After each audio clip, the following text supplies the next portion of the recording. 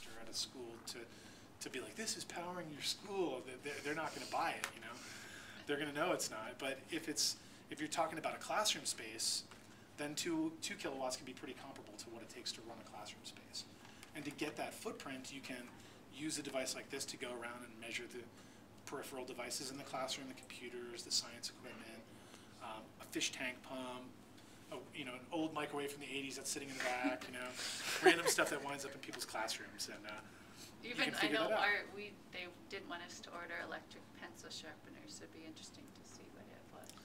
And leave it in. You know, I was at a school recently, and we had one of those weird old microwaves sitting in the back. And as soon as I got there, I plugged in a kilowatt meter into that microwave, and even the little LCD display wasn't even on when it was just sitting there. We went away for an hour and walked around the school and looked at the equipment and came back, and that microwave had used 10 watts, 10 watt hours, just sitting there doing nothing in the back of the classroom.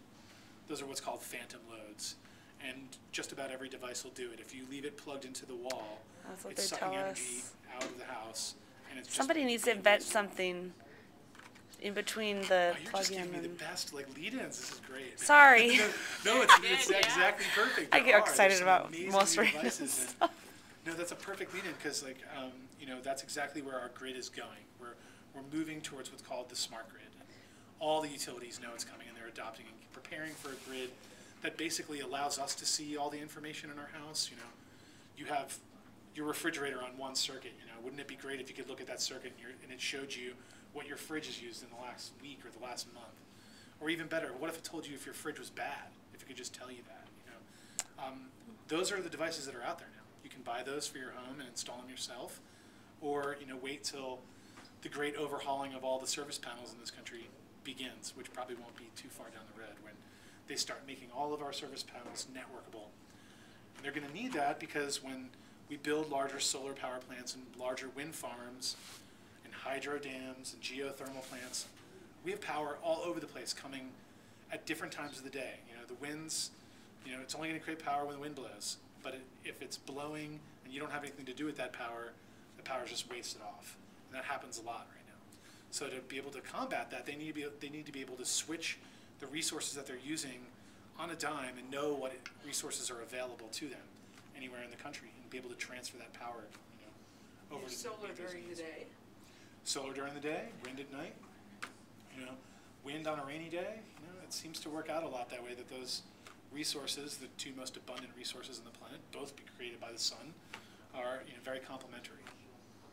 Because we simply cannot continue generating in the way we have in the past. We can't generate enough, and we can't mine enough coal.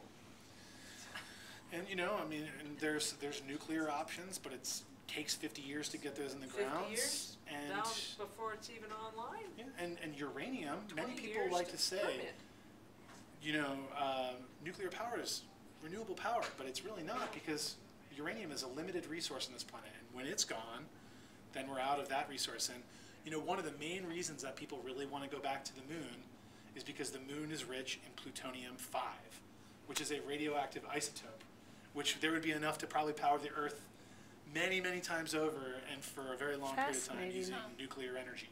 So that's why we bombed the moon. No, I'm kidding. Yeah. You know, there's a lot of people that have investments in different places, but, you know, and I'm not saying that nuclear isn't viable. I think we need to weigh it all as we move forward and really piece things together the best we can, but we need to be aware that, you know, they all have consequences. Even solar, you know, the more we get into it, the more people get into battery-based power, the more we get into the issues of where are those metals coming from, how are we extracting them.